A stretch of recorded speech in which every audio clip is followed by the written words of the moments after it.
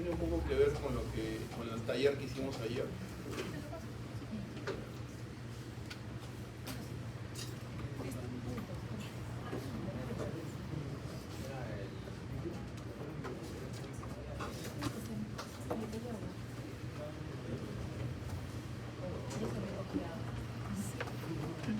Con el taller que hicimos ayer y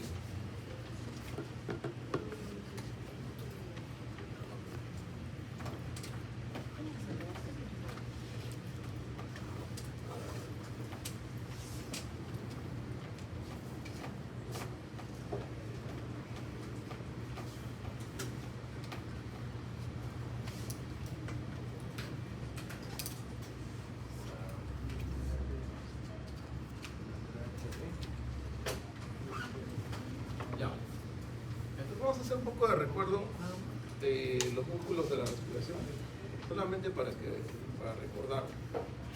Esto del logro ya lo saben.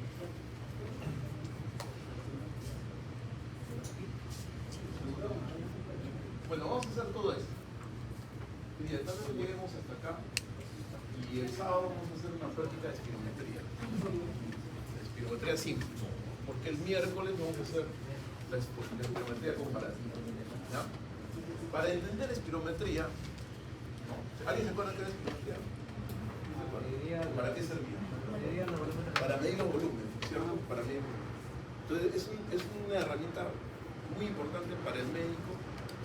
Más lo usan los neumólogos, por supuesto, pero cualquier médico general puede solicitarle a un neumólogo que haga una espirometría cuando lo considera, ¿no? Hay que saber a qué paciente te vas a pedir.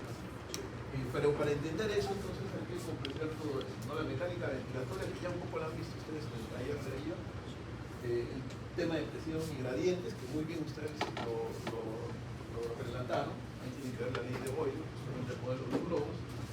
Vamos a hablar de ventilación espontánea, la presión positiva, vamos a hablar de presión negativa también. Vamos a hablar de la relación tórax-pulmonar, que es muy importante para entender el fluido de la inspiración y expiración y infecciones. Y finalmente vamos a hablar de volúmenes y capacidades pulmonares, porque al final eso es lo que nos va a llevar a espirometría. Bueno, ustedes ya recuerdan estas funciones, ¿no es cierto? Que habíamos dicho, las dos funciones principales del sistema respiratorio, intercambio gaseoso y regulación del pH. Y el pulmón entonces se convierte en una bomba, ¿no es cierto? Habíamos dicho que hay dos bombas, el corazón y el pulmón. Esta es la bomba que permite estas dos funciones importantes, que son el intercambio gaseoso y la regulación del pH. Sin embargo, ni el intercambio gaseoso ni la regulación del pH sería posible si es que no hubiera la primera fase de la respiración, que es la ventilación. ¿Correcto? ¿Perdón? Y que se convierte, por lo tanto, en una especie de función. ¿Estamos? ¿Se acuerdan ustedes que la respiración tenía 4 fases? La ventilación, ¿cierto? La difusión, que es el paso del oxígeno hacia los capilares, y el CO2 en sentido contrario. El transporte de esos gases, el oxígeno hasta los tejidos y el CO2 de los tejidos hacia el alveolo, ¿verdad? Y luego viene un fenómeno de difusión a nivel de los tejidos para hacer ese intercambio. Le doy oxígeno a los tejidos y recojo CO2, ¿verdad? Y luego viene el proceso inverso. O sea, circulación, difusión y ventilación. Por lo tanto, la ventilación es sumamente importante para que el aire ingrese y recoger oxígeno, por lo tanto, del medio ambiente, ¿verdad? Y que este oxígeno entre a los alveolos. Digamos, llegue a los alveolos y pase hacia los capilares. Pero también la ventilación, y ahí incluso es más importante ahí, tiene que sacar ese CO2, ¿no? Porque hemos dicho que el CO2 está relacionado con ¿qué? Con un incremento en los hidrogeniones, ¿no? Y por tanto, una baja en el pH. O sea, acidosis respiratoria. Si se te acumula el CO2, vas a hacer acidosis respiratoria. ¿Estamos? Muy bien. Entonces, esto es fundamental recordarlo para entender todo este proceso, ¿no? Y hemos dicho también que los músculos, el músculo principal que genera la ventilación es el diafragma, ¿cierto? Y que quienes lo acompañan son los intercostales externos. ¿Estamos? Ahora, los intercostales externos, perdón, ¿qué pasa? Esto es regulado por el centro nervioso, que lo veremos en su momento, de la respiración, o sea, hacia el diafragma, pero ¿qué pasa si este fenómeno mecánico, acá hay una Damani, ¿no? ¿Qué pasa si falla este mecanismo? ¿No es cierto? ¿Qué pasa si falla el mecanismo? Entonces empiezo a usar músculos accesorios, ¿no es cierto? Eso habíamos dicho. Y uso músculos accesorios de la inspiración y de la expiración, dependiendo de la situación, ¿verdad? Habíamos dicho que la expiración es un fenómeno activo o pasivo. Pasivo, ¿no es cierto? O sea, no necesito contraer músculos para poder botar el aire. El aire simplemente es la relajación del diafragma para que botemos el aire. Pero en circunstancias especiales necesitamos que ese aire salga forzada. ¿Cuándo? En el ejercicio zona hay que más. Cuando hay obstrucción, ¿cierto? A la salida. Cuando hay obstrucción a la salida necesito forzar y tengo que usar músculos accesorios. Por ejemplo, en el paciente asmático, ¿no? El asma te produce obstrucción y necesita forzar esa salida del aire. Y viene este fenómeno de la disnea. La disnea hemos dicho que es la dificultad para respirar. Vean cómo esta persona tiene este movimiento aquí de los músculos del cuello, porque está usando músculos accesorios porque necesita que el aire ingrese con más rapidez, ¿no? Con más fuerza. Por eso son importantes conocer los músculos de la inspiración, accesorios. Hemos dicho que son los escalenos, el esternocleidomastoideo y básicamente esos dos, ¿no es cierto? Los serratos también que habíamos mencionado. Ahí está. El esternocleidomastoideo. El pectoral mayor también, vean, por eso es que esa persona en la imagen se ve como que hace esfuerzo. Necesita elevar el tórax para poder inspirar mayor cantidad de aire. El trapecio también es considerado un músculo accesorio a la inspiración, ¿sí? Y hemos dicho que los músculos accesorios de la expiración son los abdominales, ¿no? ¿Y qué intercostales?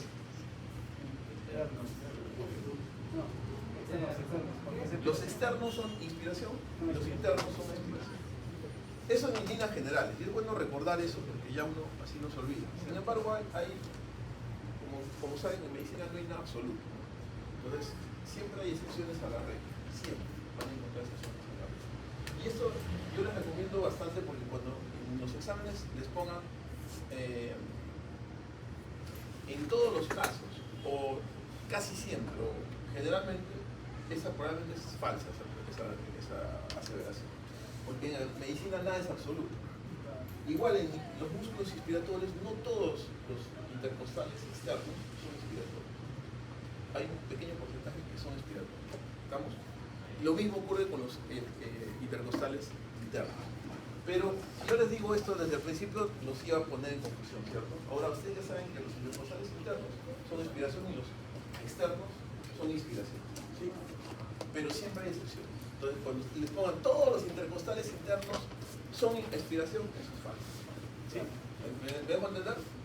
Ya, en medicina no hay nada absoluto. Cuando ustedes encuentran una aseveración que les ponen todos, o sea, segura, esa es falsa. Se les aseguro que 99% es falso, ¿ya? Para que no fallen los exámenes. Muy bien. Entonces, dicho esto, ya lo tenemos solamente de recuerdo. Vamos al siguiente capítulo. El siguiente capítulo es presión y gradientes, ¿no? Y presión y gradientes, ¿ya?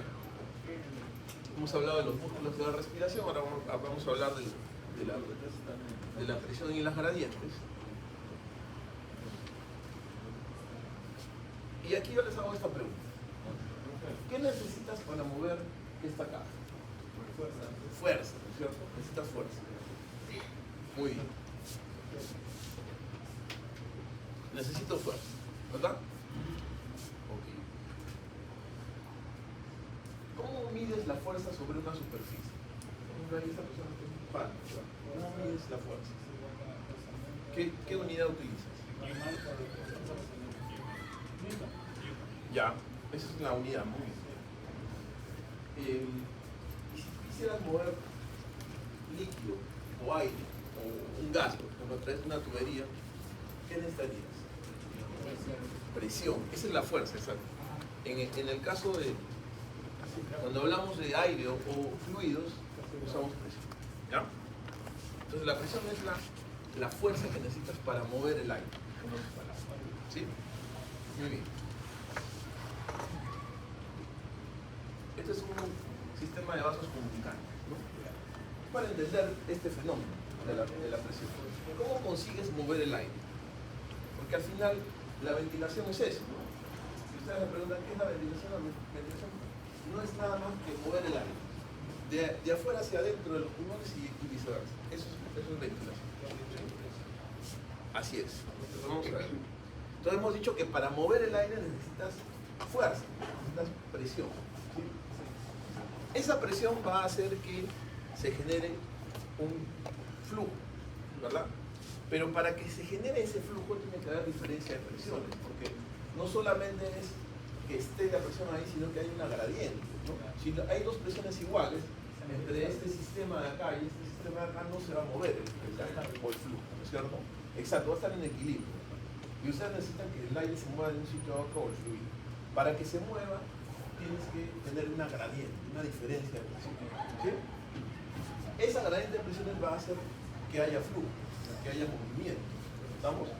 Y el movimiento, el flujo, ¿verdad?, va a hacer que cambie el volumen, ¿no? Aquí había más líquido, o aire, si quieren llamarlo así, aquí había menos. El flujo hizo que cambie el volumen. Allá disminuyó y aquí aumentó. ¿Estamos? Entonces de aquí podemos deducir que hay tres variables importantes cuando uno habla de la dinámica de los gases o del aire: presión, flujo y volumen. Y aunque no lo crean, esto es muy importante porque cuando alguno de ustedes va a hacer área crítica, le va a usar el área crítica y va a tener que aprender a manejar ventiladores mecánicos.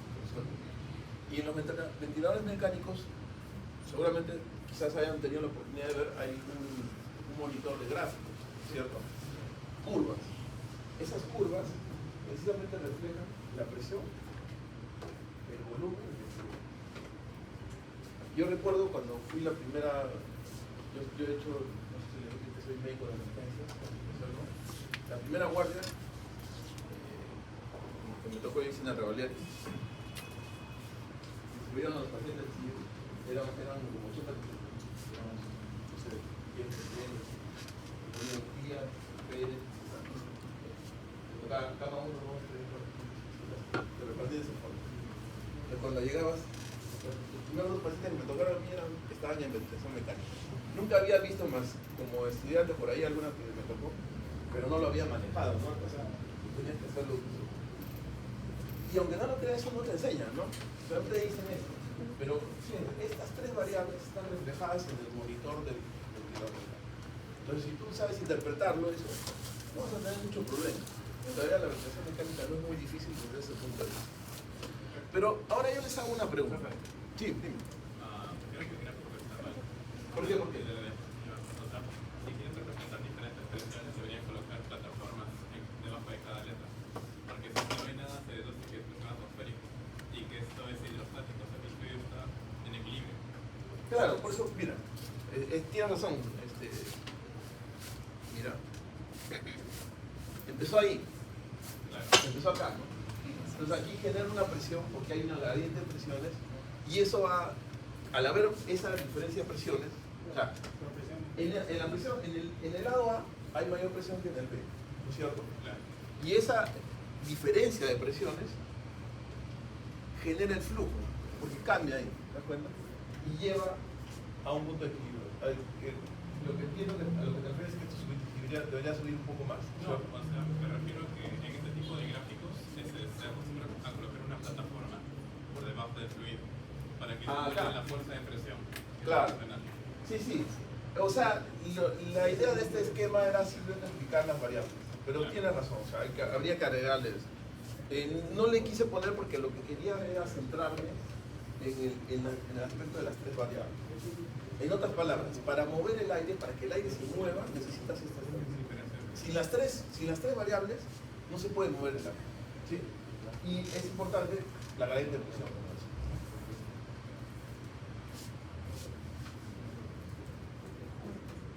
Ahora, bueno, esto ya no nos va a dar tiempo, pero yo les pregunto, de estas tres variables, ¿cuál creen ustedes que es la que empieza el movimiento del aire en una respiración normal?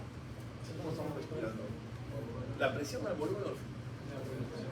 O sea, en otras palabras, ¿quién fue primero, el huevo o la gallina? ¿Ah? ¿Cuál es? A ver, de las tres. La gallina. El volumen. ¿El volumen? Sí. A ver, ¿quiénes piensan que es el volumen? Levanten la mano. Volumen. Volumen. Puede ser que Presión, ¿quién piensa que es la presión? Presión. ¿Alguien piensa que es el flujo? O sea, está entre la presión y el volumen. Entonces, repito la pregunta. En una respiración normal, como la que tenemos ahorita, en este momento, ¿cuál de estas variables es la que empieza el movimiento del aire? ¿El volumen o la presión? ¿En dónde dijiste volumen? No, Pues cambia. Presión, volumen. Presión. ¿Quiénes se quedan con volumen? no vale. Volumen. Presión. Ahora les hago una pregunta adicional. Si el paciente está en ventilación mecánica, lo que les dije hace un rato, ¿quién iniciará el inicio del movimiento del aire? ¿La presión o el volumen? La presión. ¿Ah? ¿La presión o el volumen? Piensen en el paciente con un ventilador ahí que está conectado al ventilador con un tubo endotraqueal. ¿Presión o volumen? En el ventilador. ¿Y en una respiración espontánea? También presión. El ventilador es presión y en respiración es Volumen. ¿Qué opinan? ¿Quién piensa que en el ventilador es presión y en la respiración espontánea es volumen? Levante la mano. ¿Solo Fabio? ¿Alguien más?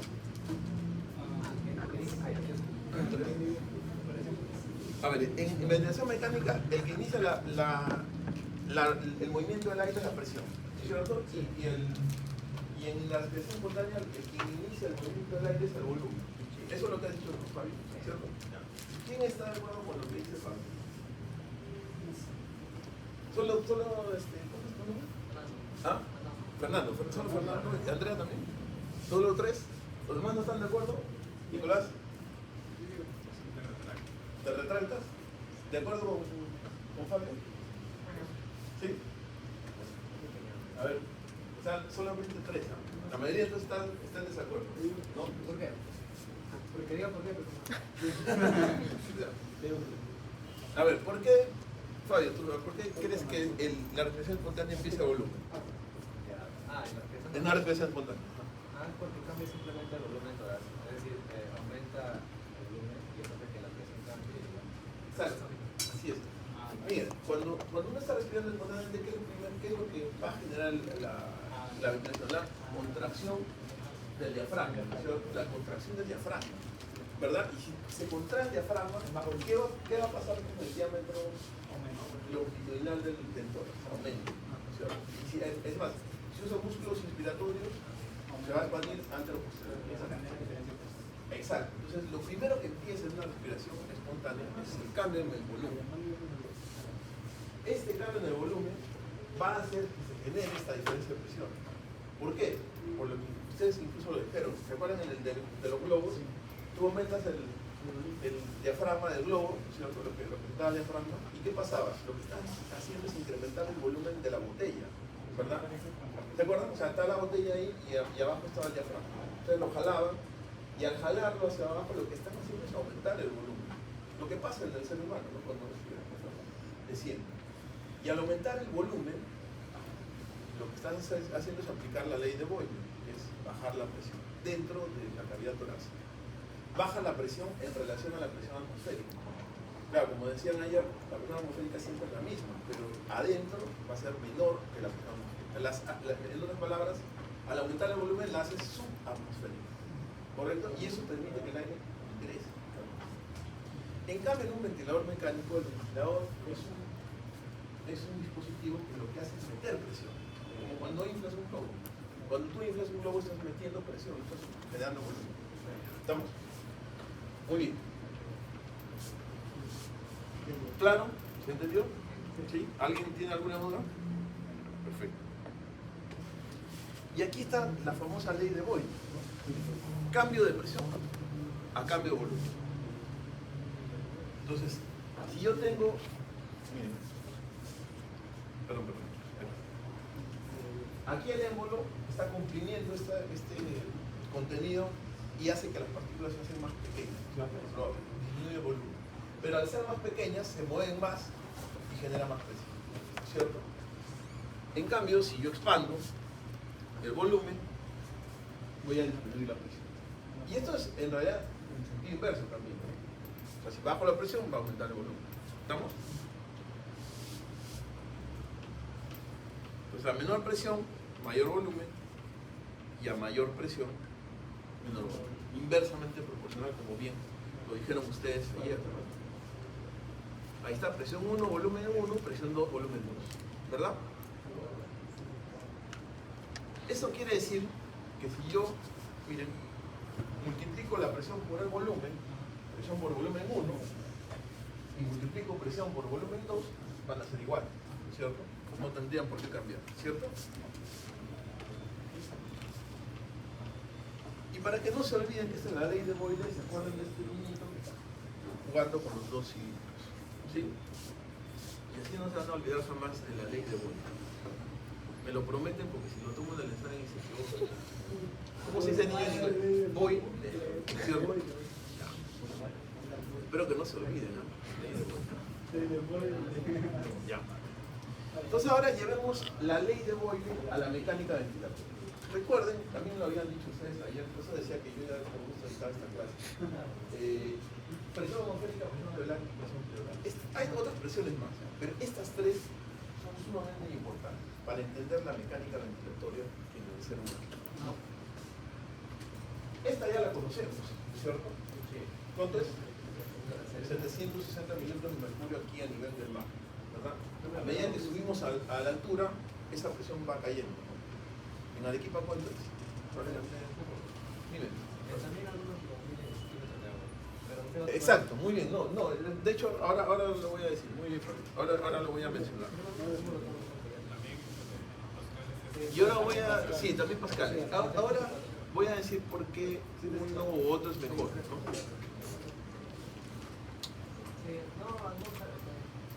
Entonces, en la inspiración, cuando vamos a empezar la inspiración, la presión atmosférica tiene que ser mayor que la presión alveolar, o sea, la que está aquí adentro. Porque, exacto, porque si no, no entra el aire, ¿verdad? Eso es fundamental, ¿no es cierto? Para que se dé el fenómeno de la inspiración.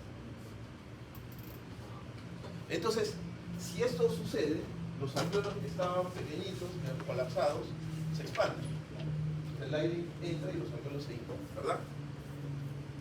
Y eso es gracias, decíamos, a que el diafragma se contrae, ¿no es cierto? El diafragma se contrae, aumenta el volumen de aquí y hace que esta presión de los alveolos se haga subatmosférica, gradiente de presiones y el aire ingresa. ¿Sí? ¿Es cierto? ¿Estamos? O sea, mayor volumen, menor presión. ¿Estamos? Lo mismo, lo que hemos dicho de la ley de Boyle. Pero, ¿qué sucede en la inspiración? En la inspiración sucede lo siguiente, que la presión atmosférica entonces tiene que ser menor que la presión alveolar. Así es, porque el diafragma entonces sube en la inspiración, se relaja, sube el diafragma y comprime. Exacto. Al comprimir a ese volumen que teníamos, lo hace, la presión la hace positiva, la hace mayor a la presión atmosférica. Y entonces permite, por lo tanto, que el aire que está dentro de los pulmones salga hacia el medio ambiente. Ahí está. Mayor presión, menor volumen.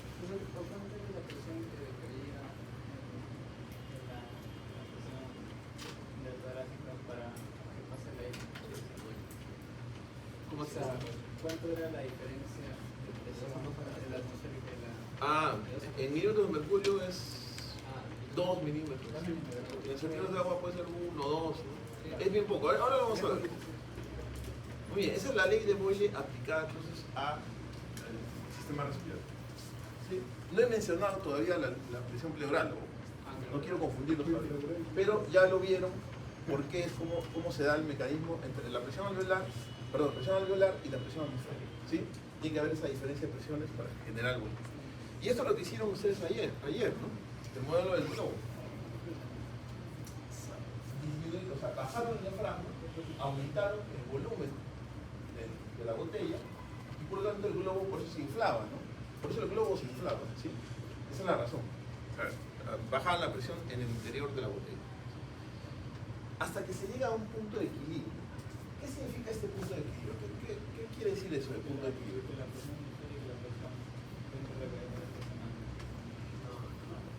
Más o menos. O sea que se igualan las presiones. Y si no hay gradiente de presión, ¿qué pasa con el flujo? No hay flujo, ¿no es cierto? ¿Me dejo entender? Para que haya flujo de aire, para que se mueva el aire, tiene que haber diferencia de presión. ¿Sí? Si las presiones se igualan, se equilibran, ya no va a haber flujo. Y eso es lo que pasa en este punto. Ustedes lo jalaban, inflaba y llegaba hasta un momento que ya no va a inflar más, porque ya llegó al punto de equilibrio. Entonces ahí se detiene el movimiento del aire. ¿Sí? Eso se llama punto de equilibrio. Luego lo sueltas, el diafragma se eleva y botas el aire hacia afuera. ¿Por qué? Porque la presión es mayor, baja el volumen y aumenta la presión, ¿cierto? Y también ahí se alcanza un punto de equilibrio. O sea, tienes un punto de equilibrio en la inspiración, hacia el final de la inspiración, porque ya no hay movimiento de aire, y vas a tener un punto de equilibrio hacia el final de la expiración. Cuando botas el aire, llegas a un punto de equilibrio porque ya no hay flujo, ¿no? Y es cuando se desinfla el globo, ¿verdad? Ahí está. ¿Ven? Entonces, todo ese es el ciclo respiratorio. ¿Ven? Y con ese experimento que hicieron ayer, han hecho toda la mecánica. Muy bien. ¿Alguna pregunta hasta acá? Entonces, vamos con lo más fácil ahora. Lo que acabo de decir es lo más difícil. Vamos a hablar de esto que les pregunté del ventilador mecánico y la respiración espontánea en relación a este aspecto, ¿no? Muy bien. Entonces, ahí está la ventilación. Ya hemos visto esta parte. La mecánica ventilatoria, así como lo han entendido con el experimento de los globos, también se puede entender con este modelo del fuelle. ¿Qué es eso del modelo del fuelle? Este es el fuelle. ¿Alguien ha visto alguna vez este fuelle? ¿A alguien le gusta la parrilla? ¿Le gusta la parrilla? Sí. ¿A quién no le gusta la parrilla? ¿A quién no le gusta? Pero no a todos les gusta preparar para que les gusta comer a todo el mundo, pero no a todos les gusta. Pero hay gente que sí le gusta, ¿no? A mí me gusta la parrilla. Pero cuando usas el fuelle, ¿no es cierto? Bueno, a veces no es fácil de encontrar, pero seguramente lo han visto. Este fuelle realmente se asemeja mucho al mecanismo de la ventilación. Les voy a explicar por qué. Fíjense, si cortamos este fuelle, tenemos el pico del fuelle que representa la vía aérea, ¿sí? Las paletas, ¿sí?, que representan a la caja torácica. En otras palabras, realmente representan a los músculos inspiratorios, al diafragma. Y esto no representa al diafragma, sino que representa a la fuerza elástica del pulmón. ¿Se acuerdan que les había dicho que la expiración es un fenómeno pasivo, ¿no es cierto? ¿Por qué es un fenómeno pasivo la expiración? Porque, claro, se relaja. Pero ¿por qué? Digamos, ya, se relaja el diafragma. Pero ¿por qué se retrae todo? Sí lo había dicho yo también. ¿Por qué el pulmón se contrae? Se colapsa. Yo les había dicho eso en la primera clase. ¿Se acuerdan? Si tú inflas un globo, ¿qué pasa si lo sueltas? Exacto, la elasticidad, no se olviden. O sea, ustedes cuando piensan en inspiración, piensan en un globo que lo inflan y lo desinflan. Y cuando se desinfla automático, ¿no es cierto? No tienes que hacer fuerza ahí. ¿Por qué? Porque es elástico. O sea, regresa a su posición normal. Lo mismo pasa con el pulmón. ¿Estamos? Entonces, esa elasticidad está representada por un resorte que está aquí adentro de este fuelle. ¿Ya? Entonces, ¿qué haces tú normalmente? Agarras las paletas y las abres, ¿cierto? pero no necesitas que regrese a esa posición, porque como tiene este resorte, el fuelle automáticamente va a regresar a la posición normal, ¿sí? No necesitas. Si tú quieres lo haces, ¿no? Y obviamente vas a hacer que bote el aire. Claro, como cuando fuerzas la respiración, lo mismo. ¿Ya? Pero lo usual es que simplemente jalas y va a regresar. Y ese retorno por el resorte hace que el aire salga y le puedas dar aire a la parrilla. ¿Y por qué les decía que este modelo es interesante? Por lo siguiente. Entonces tú jalas las paletas, ¿no? Y entonces ¿qué haces? Expandes el volumen, ley de Boyle, ¿no? Expandes el volumen y el aire. ¿No? ¿Por qué? Porque aquí bajaste la presión en relación a esta presión que no cambia, presión subatmosférica, entonces ingresa el aire. Ley de Boyle. Y viceversa, como la propiedad elástica que representa a la elasticidad del pulmón va a hacer que las paletas se junten, disminuye el volumen, ¿cierto?, de este fuelle, baja la presión, aumenta la presión, perdón, y hace que el aire salga. Ley de Boyle, ¿no? Es el mismo principio de los globos, ¿sí? El mismo principio.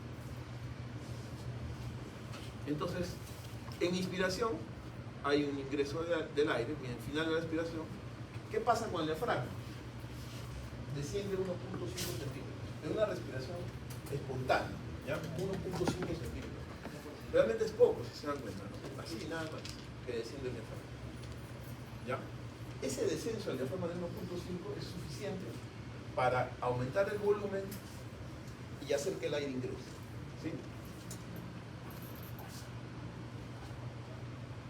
La presión pleural generada en esta situación es de más o menos, baja, mejor dicho, de 3 a 6 centímetros de agua.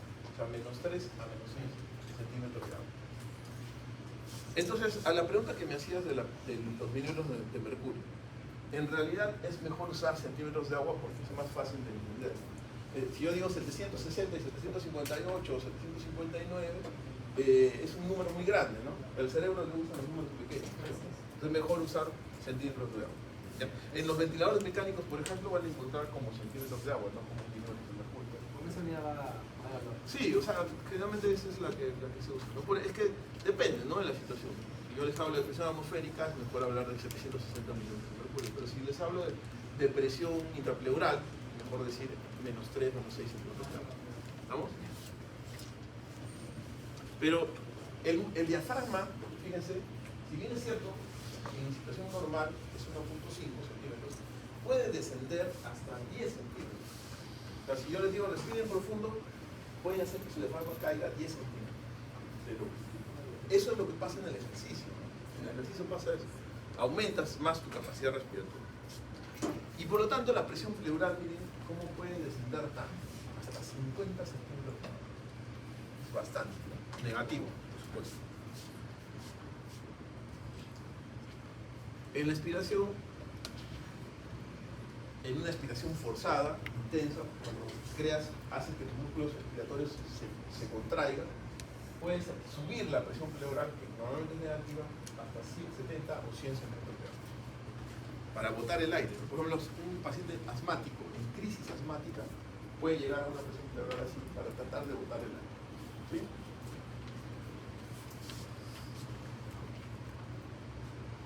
Entonces, ¿qué pasa si yo tengo un paciente, por ejemplo, donde falla la ventilación, donde no puede ventilar?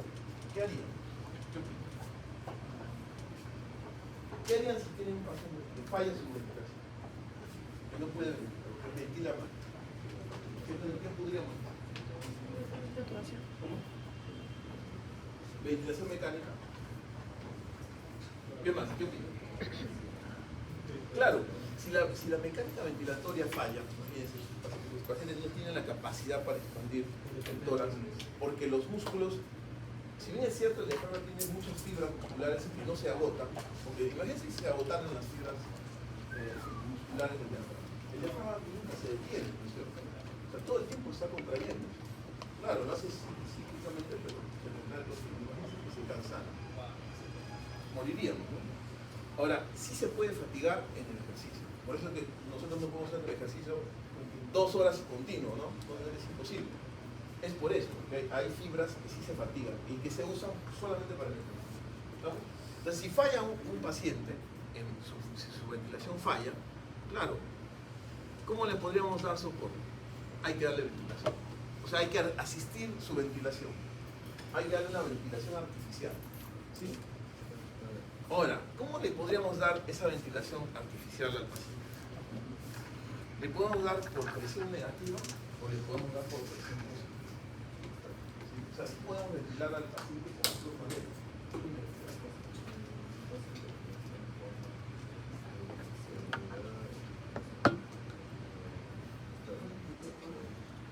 Una pregunta. Nicolás dice, si a un paciente en coma, ¿no? Le damos ventilación mecánica, ¿qué opina? A un paciente que está en coma, ¿le daríamos ventilación o no le damos ventilación? ¿Qué dice? Bueno, ahí está. Un paciente en coma.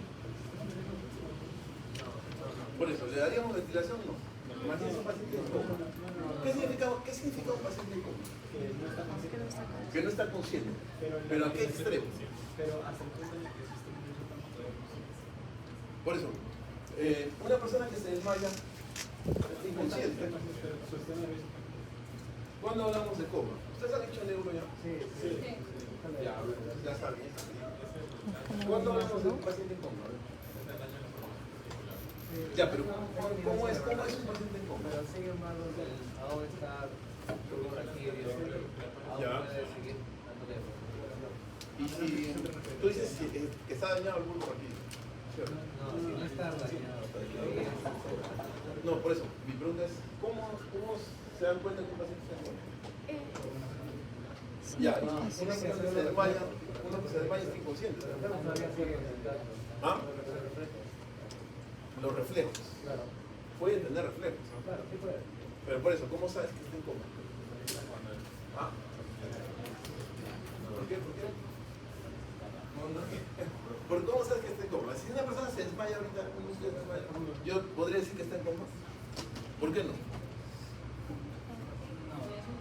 ¿Por qué? Está bien lo que dice, pero ¿por qué? Por la escala de Glasgow. ¿Qué digo por ahí? Ya, a ver, ¿qué significa la escala de Glasgow? Mide los ojos. Los reflejos. ¿Seguro?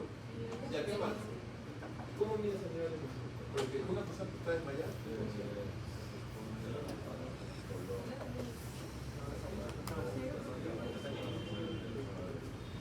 Claro, hay que medir tres parámetros.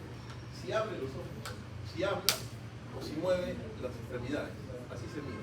Entonces una persona en coma, y hay, en la escala de Glasgow te mide del 3 al 15. Se dice que está en coma cuando tiene de 8 a 20. Pero una persona que por ejemplo no abre los ojos al llamado, ya podemos decir que está en coma, incluso sin hacer la valoración. Podríamos. O al dolor, ¿no? ¿Ya? Ahora, la pregunta de Nicolás era, si el paciente está en coma, ¿le tengo que dar ventilación mecánica? Si no lo No necesariamente. ¿En qué circunstancias tendría que dar ventilación mecánica? En estado vegetal definitivamente que sí. ¿Por qué? En estado vegetal porque no está mandando las señales. Cuando decimos en estado vegetal, podríamos interpretarlo de varias maneras, pero una que es infalible es decir muerte cerebral. La muerte cerebral significa que la persona no respira, pero que puede tener reflejos pupilares y que tiene latido cardíaco. Sin embargo, no hay ventilación, ya no hay ninguna respuesta en ese sentido, pero el corazón sigue latiendo, es muerte, y el cerebro ya no da ningún trazado electroencefalográfico, ¿no es cierto? Eso es muerte cerebral. Ahí definitivamente hay que dar ventilación porque esa persona no respira, absolutamente. Pero en un paciente en coma, ¿le darían respiración asistida? En ningún caso. Si tiene algún problema aparte, A menos que a menos que haya otra causa de que haya hecho el coma. ya también puede ser un traumatismo grave. O sea, se da ventilación cuando el compromiso respiratorio, el compromiso neurológico es tan severo que su ventilación es inadecuada. Esa es la razón por la que vas a dar ventilación. por ejemplo, un paciente que tiene rango de 8 o menos, su respiración ya no va a ser adecuada. Entonces, de tal forma, tú lo dejas ahí, o se puede aspirar, o simplemente empieza a ventilar menos y va a acumular CO2. O sea,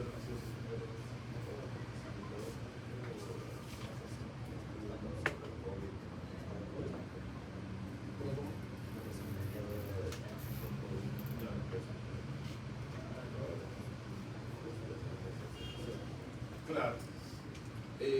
Nicolás dice, y los pacientes que están en UCI por COVID o por neumonía por COVID, ¿por qué están en ventilación mecánica?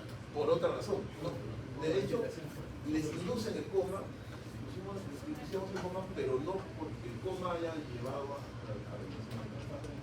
sino porque necesitas que, como estás respirando muy rápido, necesitas que baje esa respiración para disminuir el gasto cardíaco a la zona respiratoria. Entonces, por eso damos, pero también por insuficiencia respiratoria, porque recuerden que esos pulmones están dañados. Necesito dar ventilación para oxigenar. Entonces, yo puedo dar ventilación a presión positiva y a presión negativa. No sé si respondí tu pregunta. Entonces, yo puedo hacer que un paciente ventile por presión positiva y por presión negativa. ¿Qué significa presión negativa? ¿Qué significa presión positiva? Alguien me lo dijo ayer también. Ya, la presión negativa es la presión que hacemos cuando respiramos. ¿No es cierto? Hacemos una ventilación a presión negativa. En cambio, por eso les hacía la pregunta al inicio del ventilador, ¿no? Cuando usamos un ventilador mecánico generamos presión positiva. ¿Ya? Y aquí está la diferencia. Cuando usamos presión negativa se usaba este famoso pulmón de acero. Este pulmón de acero, el paciente lo metía dentro de esta cápsula, ¿sí? Como están viendo ahí lo metían al paciente. ¿Y qué sucedía? Que dentro de esta cápsula se generaba presión negativa. Se hacía una presión negativa bien intensa, de tal forma que el tórax del paciente se expandía. ¿Sí? Y entonces simplemente soltaba esa presión y por la elasticidad del pulmón regresaba a su. Entonces el paciente podía respirar con presión mecánica. Si se dan cuenta, no tenía un tubo endotraqueal ese paciente.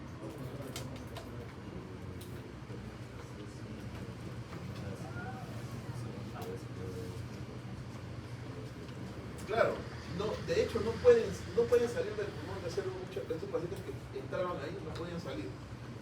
¿Cuándo se creó este pulmón de acero? Por allá, por la época de los 60, ya, en la epidemia de polio. Cuando vino la epidemia de polio, muchos pacientes les afectaba la musculatura del tórax y no podían respirar. Entonces crearon este modelo de ventilador mecánico, que es el pulmón de acero. Que es lo más fisiológico, ¿no? Se acerca realmente a lo fisiológico, como si hiciéramos el sistema de los globos en grande, ¿verdad? Pero ya imaginarán ustedes tener una unidad de cuidados intensivos llena de estos ventiladores aparatosos, ¿no? Difíciles. Por otro lado, el paciente es muy incómodo para el paciente y no estaba intubado, no lo podía sedar, nada, o sea, era bien complicado. Sé que se están haciendo pulmones de acero así tipo chaleco, ¿no? Pero bueno, van a tener otro objetivo. Y entonces aquí viene la ventilación a presión positiva, o sea, el ventilador mecánico que usamos actualmente, y ustedes han oído seguramente hablar bastante durante la epidemia, ¿no? Durante la pandemia. ¿Qué es el ventilador que se usa actualmente? ¿Cómo es la ventilación a presión positiva? Usando el modelo del fuelle, fíjense, ¿se acuerdan? En la respiración espontánea lo que ocurría es que nosotros abríamos las paletas, ¿no es cierto?, del fuelle. Pero en este caso, si tú haces presión positiva, vas a tener que ingresar el aire desde fuera, miren, como acá. Entonces, vas a forzar el aire a que el aire ingrese desde acá afuera, fuerza. Entonces generas una presión positiva de fuera hacia adentro, ¿no? Y ya no usas esto, o sea, ya el diafragma no funciona. Es la forma en que ventilamos a los pacientes que están en ese tipo de respiradores. A través del tubo les metemos aire, desde la compresora del ventilador, les metemos aire e inflamos los pulmones, como si fueran globos. O sea, usamos al paciente como si fuera un globo, pero inflándolo como un globo. Y evidentemente eso es antifisiológico, ¿no es cierto? Porque nadie respira así, ¿no es cierto? Nadie respira así, pero realmente, evidentemente esto salva vidas, pero también puede comprometer la vida, porque como no es fisiológico, está generando un daño, o sea, es una anoxia, porque le están poniendo el aire a presión y vas a dañar finalmente los alveolos. ¿Ya? Por eso que la mecánica dicen que hacer ventilación mecánica es un arte, es una ciencia y un arte, porque es arte en el sentido que tienes que cuidar, vigilar, que hacer un equilibrio entre el riesgo que vas a producir el ventilador y lo que lo va a favorecer al paciente. Ok, entonces ahí está. Y entonces el ventilador mecánico, dime Nicolás.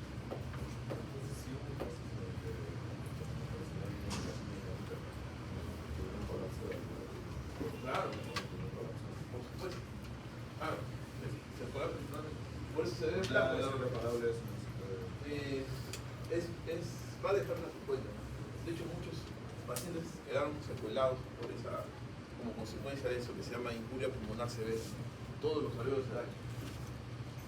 Bueno, entonces en la ventilación a presión positiva, ingresas el aire, le metes presión para inflar los pulmones y ya no, el ventilador ya en la aspiración ya no necesita trabajar porque la propia elasticidad del pulmón va a hacer que regrese a su posición normal. O sea que los ventiladores funcionan solamente en inspiración, nada más. No funcionan todo el tiempo. No trabajan todo el tiempo. Muy bien. ¿Alguna pregunta hasta ahí? ¿Se entendió cómo funcionan los ventiladores mecánicos? Sí.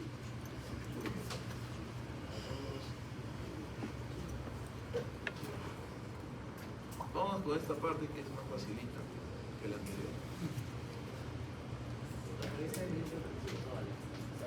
Esta es más facilita. La relación tóraco-pulmonar. ¿Qué quiere decir esto de la relación tóraco-pulmonar? Miren, hemos visto mecánica de músculos de la respiración, hemos hablado de la ley de Boyle, presiones y gradientes. Esto es lo que explica cómo el aire entra y sale, ¿cierto? Ya lo tenemos claro ahí.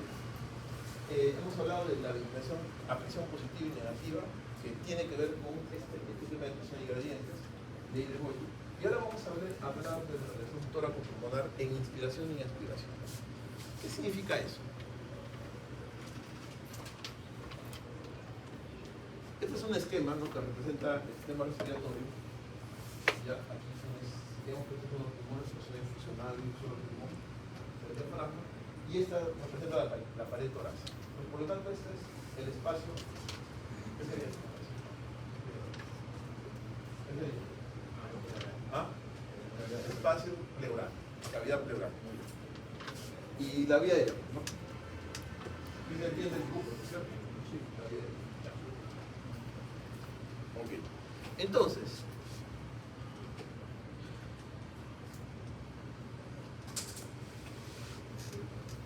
esas flechas que representan, el pulmón, yo les había dicho esto también creo que en la primera clase, el pulmón tiende a colapsarse, ¿no es cierto? ¿Por qué? Por la elasticidad. El pulmón está lleno de tejido elástico, ¿sí? Entre los alveolos tiene el tejido elástico y esto hace que el pulmón, tú lo inflas y lo vuelves y se desinfla por sí solo, como un globo, ¿no? Como cuando inflas. Entonces, el sistema tiende a irse hacia adentro, ¿correcto? ¿Y cómo será en el caso de la caja torácica? ¿Tiende a irse hacia adentro o hacia afuera? ¿Cierto? Vamos a ver.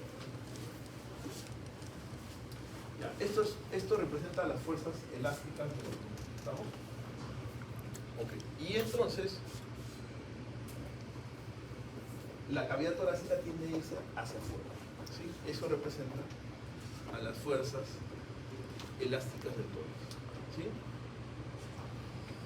Y este detalle es importante. ¿Por qué? Porque si aquí tiende a irse hacia adentro y acá tiende a irse hacia afuera, ¿qué va a pasar con el espacio pleural? ¿Qué opinas?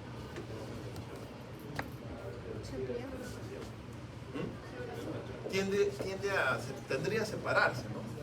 Tendría a separarse, ¿cierto? ¿Y por qué no se separa entonces? ¿Por qué no se separa el espacio pleural? ¿Por qué permanece pegado? Si el pulmón tiende a colapsarse y el tórax tiende a expandirse, ahí hay dos capas, ¿no es cierto? La pleura visceral y la pleura pleural. Sin embargo, no se separan. Por el líquido pleural. El líquido pleural sirve para lubricar, ¿no es cierto? Porque tiene que deslizarse. Fíjense, esto es bien interesante. El líquido pleural efectivamente sirve para que se deslice, ¿no? Porque recuerden, cuando tú inspiras, haces, ¿no? y se retrae, ¿verdad? Pero ese líquido pleural también sirve efectivamente para que no se separe. ¿Por qué? ¿Por qué hace que no se separe? Si hacemos un experimento con dos placas de vidrio, ustedes seguramente lo han hecho en algún momento, con los famosos chupones esos que hay, ¿no es cierto? Lo mojan y por más que quieran no lo pueden despegar, ¿cierto? ¿Por qué? ¿Por qué pasa eso? Por la tensión superficial. Entonces, el líquido pleural tiene dos funciones. Primero, lubricar para que puedas deslizarse, ¿no es cierto?, entre sí. Y segundo, generar un incremento en la tensión superficial de tal forma que no se puedan despegar las hojas pleurales. Porque fíjense ustedes, si esto no tuviera ese líquido, estas se separarían indefectiblemente. ¿Sí? No podríamos respirar.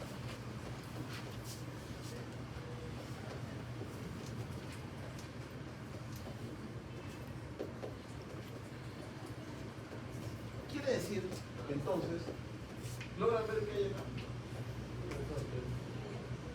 resortes, ¿no?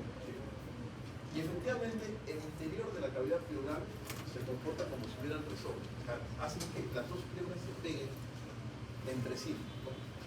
Se pegan entre sí en esta posición, pero se pueden deslizar en sentidos de inspiración y expiración. Entonces, es una representación simplemente este resorte de cómo el líquido pleural puede ejercer ese efecto.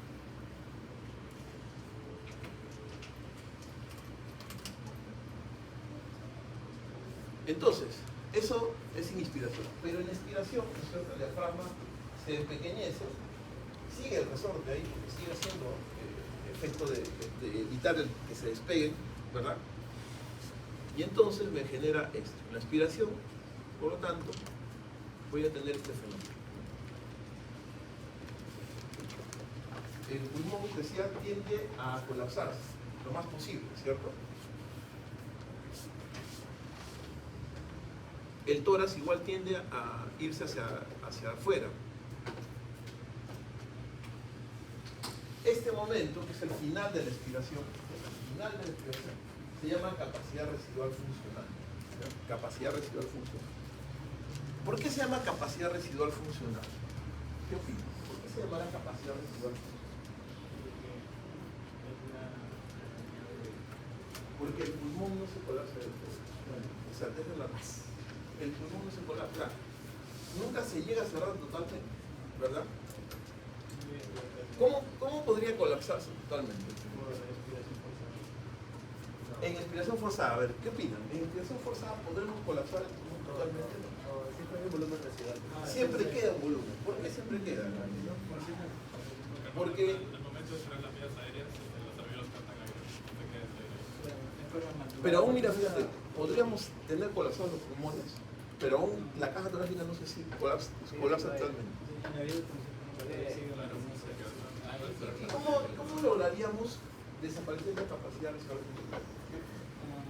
¿Se podría o no se podría? Aplastarlo al paciente, no hay otra, ¿no? La única forma es aplastarlo, no hay otra.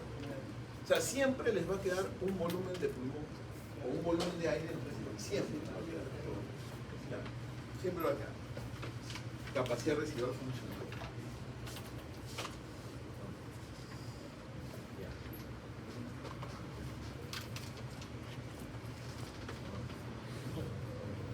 Entonces, ¿qué pasa si este volumen, ¿verdad?, se rompe en una parte de la pleura visceral? ¿Qué va a pasar con el sistema? ¿Qué opinas? Si aquí yo tenía presión negativa, ¿cierto? Porque la presión intrapleural siempre es negativa, ¿recuerdan? ¿Por qué? Por el tema de la tensión superficial, ¿no? Y evitar que las hojas se separen. Entonces, si se rompe una parte de la pleura visceral, ¿qué va a pasar? Como aquí adentro, a nivel alveolar, hay presión positiva, el aire se va a meter al espacio pleural, ¿cierto? ¿Y viene qué cosa? ¿Qué fenómeno se llama ese?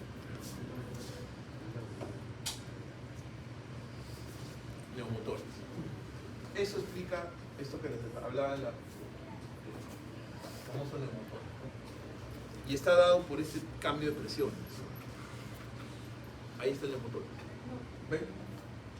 ¿Qué es lo que ha pasado acá? El pulmón ha tenido una lesión en una parte de la pleura visceral y el aire, por el efecto de este cambio de presiones, se va hacia la cavidad pulmonar y el pulmón se colapsa. El neumotoras de tensión es cuando el pulmón está totalmente colapsado, totalmente, buena pregunta, y hace que se desplace el mediastino hacia el otro lado. Y entonces genera un efecto cardiovascular negativo, disminuye el gasto cardíaco. O sea, el neumotoras de tensión es sinónimo de un compromiso hemodinámico. ¿Por qué? Porque inicialmente puede haber un neumotoras pequeño, pero que no compromete hemodinámicamente. Pues se habla de neumotoras de tensión cuando hay compromiso hemodinámico. O sea, cuando el neumotoras es tal que empieza a comprimir al corazón y baja el gasto cardíaco. El paciente puede morir, no muere en realidad por la insuficiencia respiratoria, sino por el colapso cardiovascular. Esa es la razón. Porque ¿qué pasa? No? O sea, el aire sale y se sigue entrando. A mí tú respiras y sigue entrando. Esa es la razón del neumotor. Y ahí está en la placa, ¿se acuerdan? Ahora sí se entiende la radiografía. ¿Ven? Aquí está el pulmón colapsado. Todo esto acá es aire, pero en la cavidad pleural. ¿Estamos?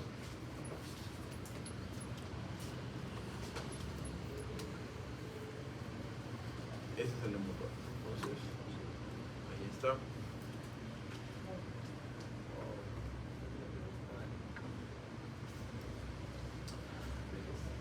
Ahora, hay un punto importante que hay que destacar aquí.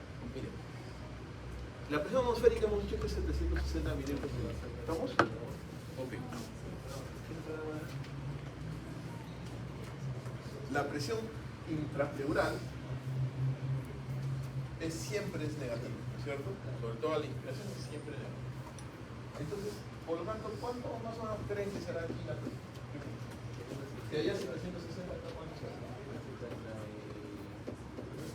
¿Qué dice? ¿Cuánto será? Es menos.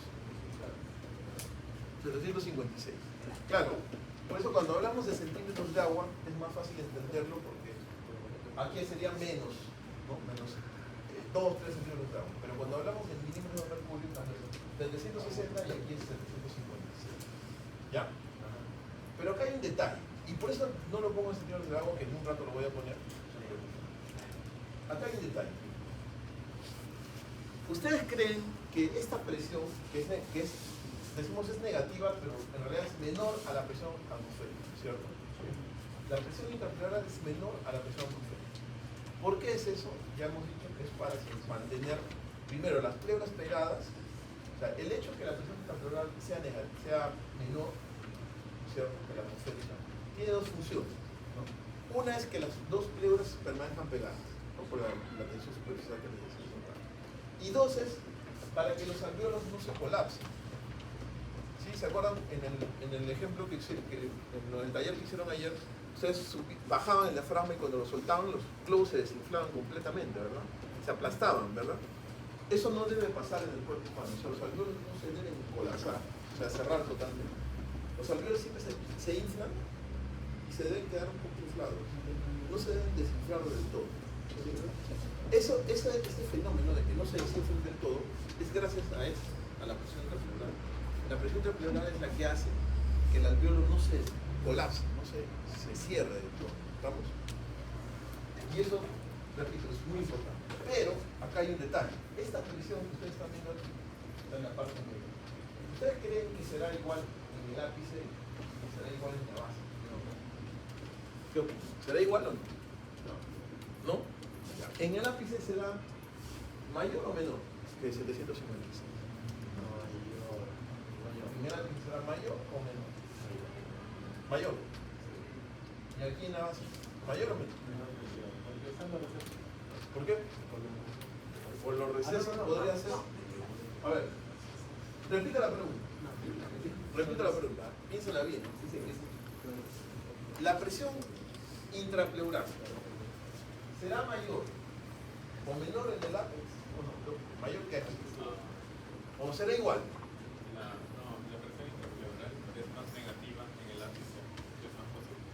Ya, o sea, menor que 756, aquí en el ápice, ¿menor o mayor? Sí, menor.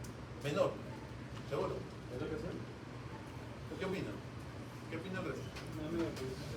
¿Ah? ¿La presión intrapleural será menor o mayor aquí en el ápice? Yo no revisé centímetros de agua. Ya, por eso, ¿es menor o mayor? En el mínimo. En centímetros de agua, más en el ápice es negativo. Ya. Es más negativo. Ya, por eso. Si lo llevas a milímetros de mercurio, ¿será menor o mayor? En cambio, la base ya llega a ser. Sigue siendo negativo también, pero por eso repito la pregunta. La voy a cambiar. Les voy a poner más fácil. En la base, ¿será mayor o menor que este? En la base. ¿Mayor? Mayor. O sea, 758. Acá. Y acá. Menor. Vamos a ver si es cierto.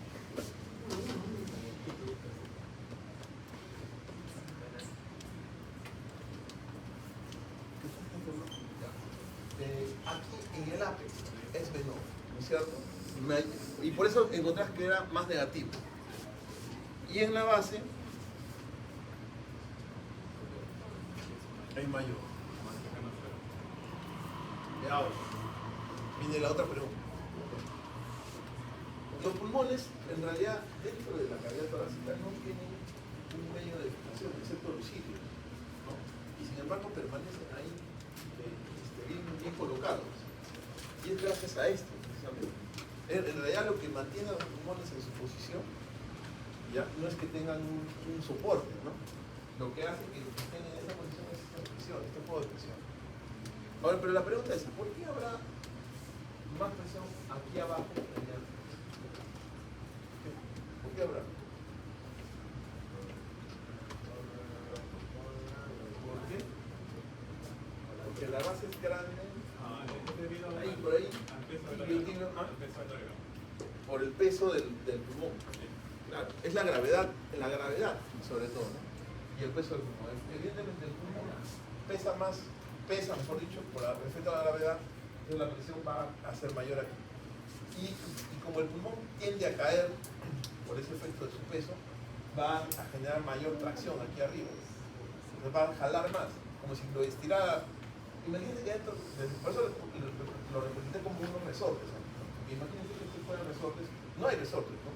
Pero más o menos se simulan los resortes. Si yo tengo aquí el ápex, y aquí o la pleura, y aquí el ápex, y esto jala, es como que lo jalara mayor al resorte. Entonces voy a tener una presión menor ahí, ¿no? Porque el pulmón tiende a caer hacia la base. Y en la base, en cambio, se presenta simétrico.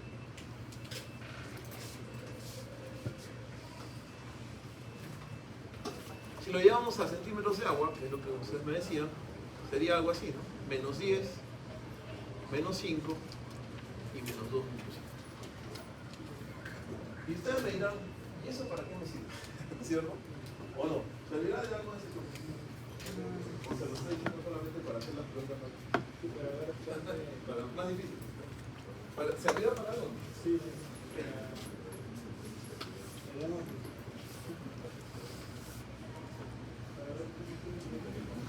Claro, pero es mayor, pero es por el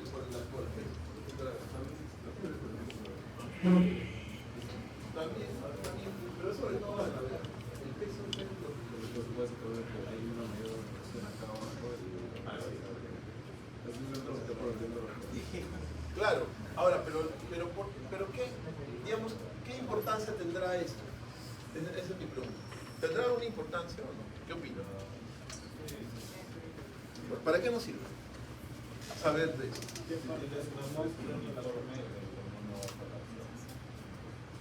Ya, si tienes una presión uniforme, el pulmón no colapsa. ¿Qué más?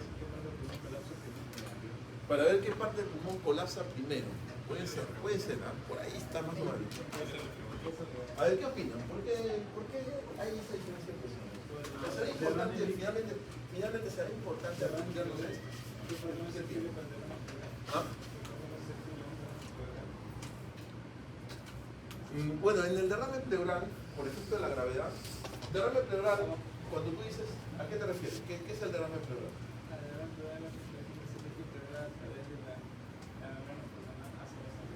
sea, no, el derrame pleural es mayor cantidad de líquido. Normalmente hay líquido en la pleura, ¿estamos? Claro. Derrame pleural es cuando hay más líquido de lo normal. Por encima de 100 centímetros cúbicos, 150 ya es el derrame pleural. Entonces, el líquido por efecto de la gravedad se va a ir hacia abajo. Pero no tiene relación mucho con esa presión.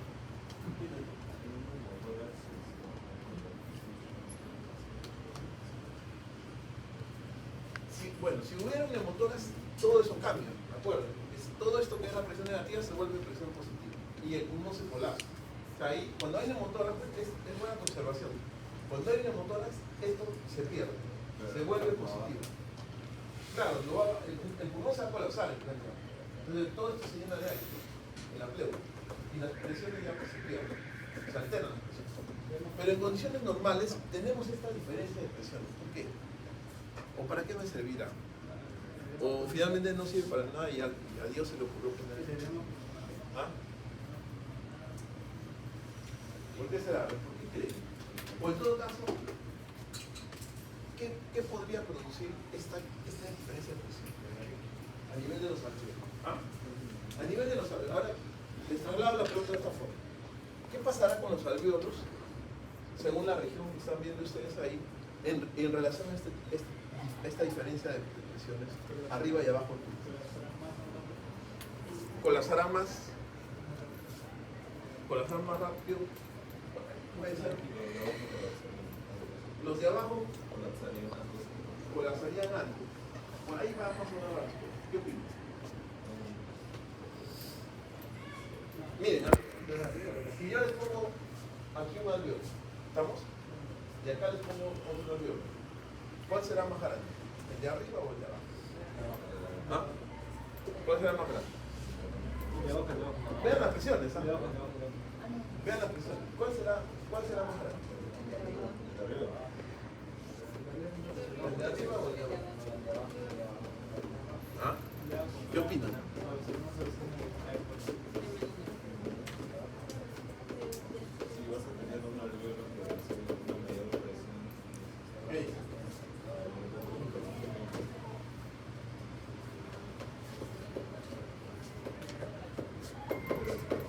¿Qué dicen? ¿Qué dicen? A ver.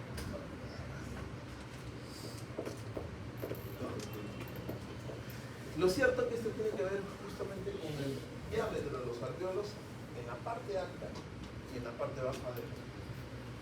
Y eso lo vamos a ver cuando hablemos de hemodinámica pulmonar con las famosas zonas de West.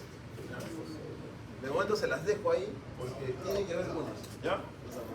Ya se los dejo de tarea para que lo lean. O si les digo todo ya no lo van a leer. Tiene que buscar, pues. Ok. Entonces miren, yo tengo presión atmosférica 760 y presión alveolar 760. ¿Qué significa esto?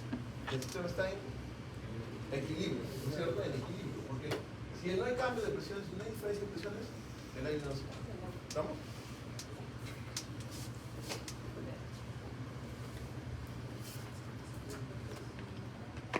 Pero la presión pleural, miren, la presión atmosférica y la presión alveolar sí son iguales en el equilibrio, pero la presión pleural siempre va a ser negativa, ¿cierto? Siempre va a ser negativa. ¿Por qué siempre negativa? Porque tienen que permanecer las pleuras pegadas y porque tengo que hacer que el alveolo nunca se colapse. ¿Estamos? No se olviden de este detalle. La presión pleural tiene que ser negativa siempre para mantener al alveolo todo el tiempo abierto. ¿Y por qué tenemos que tener al alveolo todo el tiempo distendido? ¿Por qué tenemos que hacer eso? Para que haya intercambio gaseoso todo el tiempo. O sea, tanto en inspiración como en expiración tiene que haber intercambio gaseoso. Entonces, si el alveolo se cerrara, no habría intercambio gaseoso. ¿Ya? Por eso la presión pleural siempre debe ser negativa. También, exacto. Dime, Nicolás.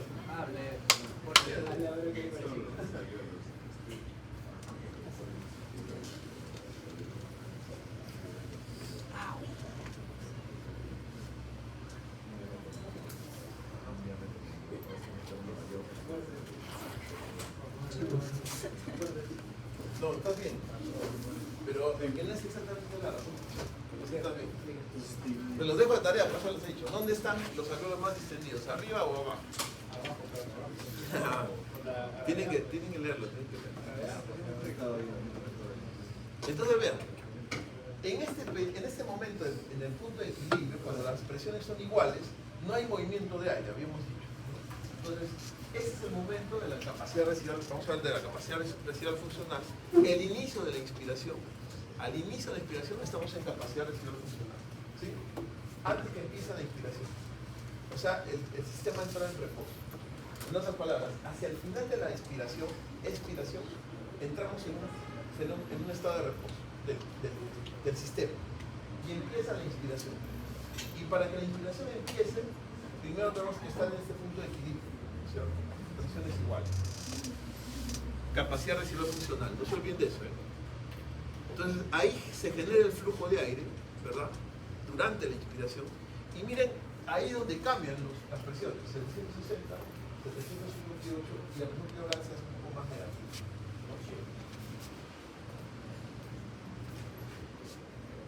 Y al final, y este es el punto donde ocurre el final de la inspiración. ¿Estamos? El final de la inspiración. Ok. Ahí está. Y luego viene la salida del aire, del flujo del aire en expiración.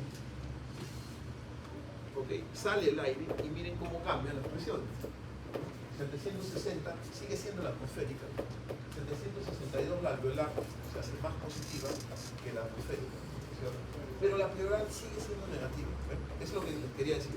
O sea, si bien es cierto cambia la presión intrapleural, siempre durante todo el ciclo respiratorio va a ser negativa, ¿ya? Y ya hemos dicho por qué, ¿no? O sea, la idea es que los alveolos no se colapsen. Ese es el final de la expiración, fíjense. El momento en que ocurre el reposo del sistema, capacidad residual funcional. Y entonces las presiones se igualan y ya no hay movimiento de aire. Okay. ¿Alguna pregunta hasta ahí? Vamos a ver la otra. Vamos a ver esta última parte. Ya, porque ya no quiero cansarlos. Y esto es la práctica que vamos a hacer el día sábado de espirometría, porque tiene que ver con esto. Estos volúmenes y capacidades, ¿ya? Entonces, miren, ya hemos visto nuevamente músculos respiratorios, hemos visto ley de Boyle, ventilación espontánea, relación tórax-pulmonar, que es lo que acabamos de ver, y vamos a terminar viendo volúmenes y capacidades pulmonares.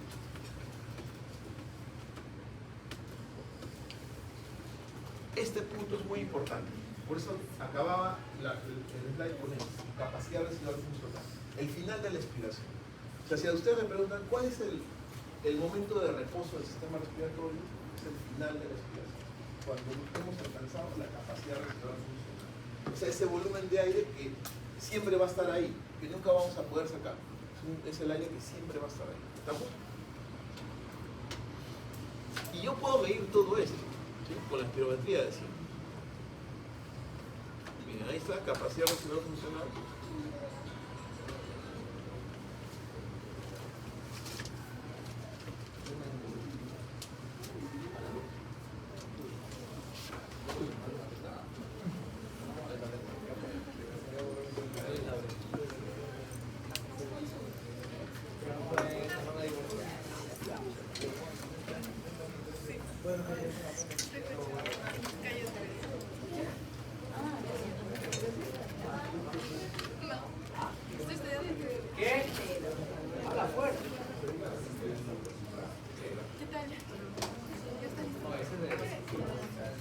Entonces, miren, final de respiración, capacidad residual funcional, ¿sí?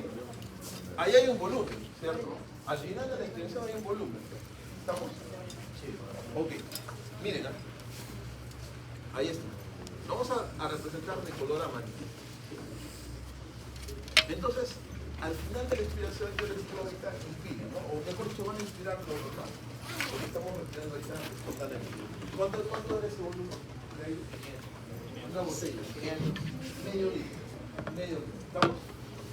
Ok, ese volumen que entra, ¿qué hemos dicho que se llama? Volumen corriente o volumen tidal. ¿Se acuerdan? Volumen tidal. Ya. Ese volumen tidal está representado por esta parte verde, ¿cierto?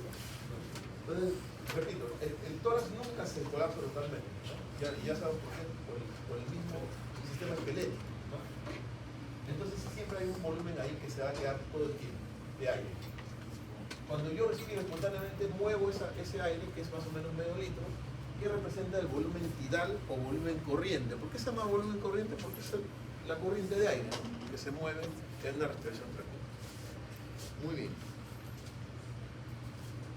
Pero si yo les digo, respiren profundamente, todo lo que puedan, hacen volumen de reserva inspiratorio, ¿ya? Por eso se llama BDI, volumen de reserva inspiratorio. O sea, que siempre lo tenemos, ¿no? Pero ahorita tenemos que correr, hay un sismo, van ahí corriendo, van a usar su volumen de reserva inspiratoria, ¿sí? Representado por el color azul. ¿Estamos? Y si yo les digo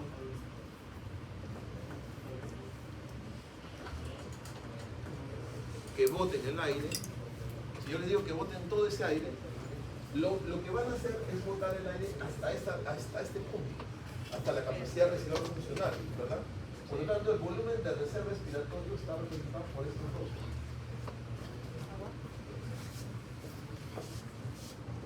O mejor dicho, por ese último, ¿no?, el que lleva a la capacidad residual funcional.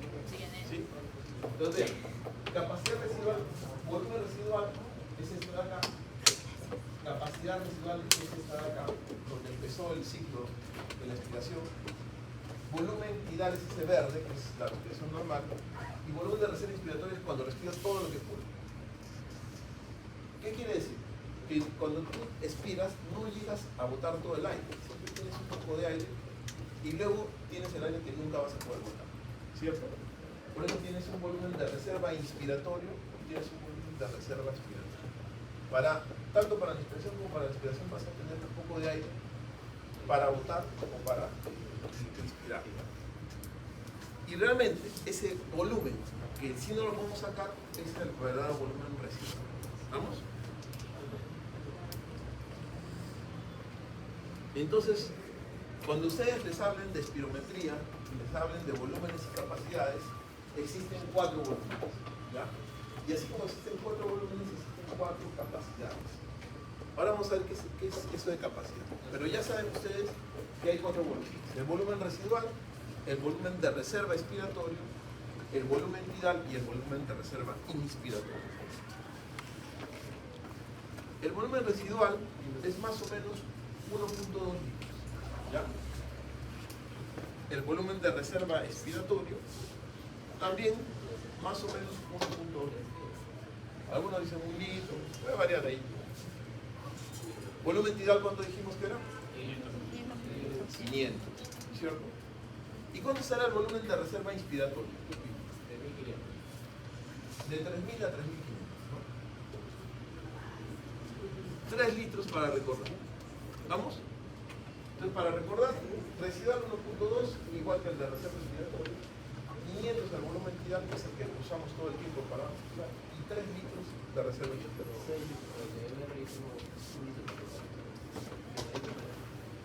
Entonces miren, ahí están los 4 volúmenes, ¿ya? Cuando hablemos de espirometría vamos a hablar de 4 volúmenes y 4 capacidades. ¿Qué son las capacidades? La suma de los volúmenes, ¿ya? Capacidad es suma de volúmenes. ¿Por qué? Porque yo tengo un volumen de 500, pero soy capaz de hacer más de los 500, de 3.500, ¿no es cierto? Por eso se llama capacidad. ¿Y ese CPT qué significará? Capacidad pulmonar total. O sea, ¿cuánto será? La suma de los 4, ¿verdad? La suma de los 4. 3.5 más 1.2 más 1.2 nos da la capacidad pulmonar. ¿Cuánto es? 5.9. 5. ¿Y CB qué significa? CB. Capacidad vital. Capacidad vital. Que representa 3 volúmenes. Volumen tidal, volumen de reserva inspiratoria y volumen de reserva expiratoria. ¿Por qué se llamará capacidad vital? ¿Y por qué no incluyan? Claro, porque el volumen residual no te sirve realmente, ¿no? El volumen residual no te sirve, por eso se llama capacidad vital. Porque si tienes que huir de de un tigre, ¿no es cierto? Vas a usar tu capacidad vital. O sea, en el ejercicio es cuando usas la capacidad vital completa. Pero fíjense ustedes que lo que usamos para respirar todo el tiempo es este ejercicio. En el ejercicio vas a usar todo esto.